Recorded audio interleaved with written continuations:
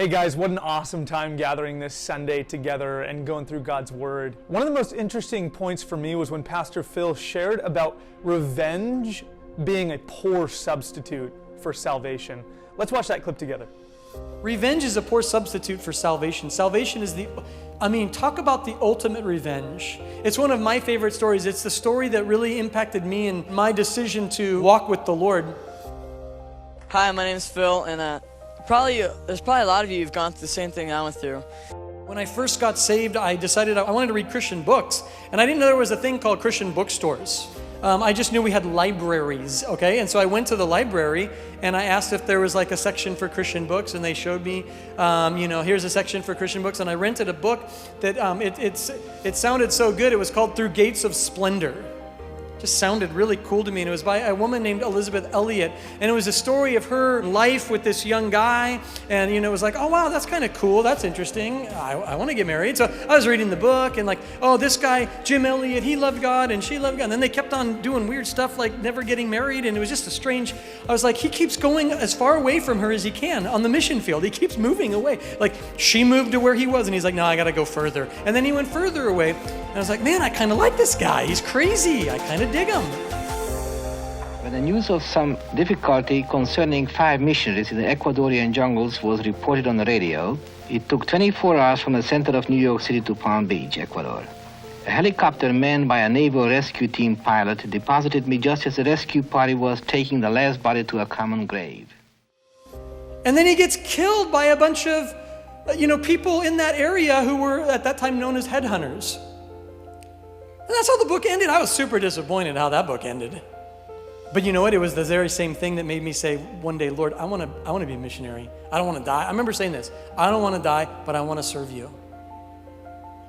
And you want to talk about ultimate revenge on that whole scenario? It was this.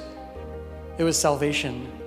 Elizabeth Elliot, Nate Saint's wife, a few of the wives whose husbands had been killed, they banded together and they decided after a couple years they were able to get connection to that tribe that had killed their husbands.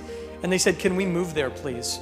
And while the tribe was nervous about these men showing up, they didn't know what to do with a bunch of women and kids showing up.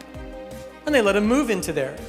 And through the story, and you can read their whole story, most of the tribe ends up giving their lives to Christ because of these women whose husband had been killed by these men, decided, I'm not going to live with anger in my heart. I'm going to do something about it. I'm going to surrender it.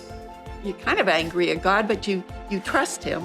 But at the same time, there's all these emotions that come about. He does cause grief sometimes, but he will have compassion according to his abundant loving kindness. And I felt his abundant loving kindness. The older I get, the more totally convinced I am that God does know what he's doing. He loves us with an everlasting love. And he wants us to trust him. You want to talk about revenge? Let him meet Jesus.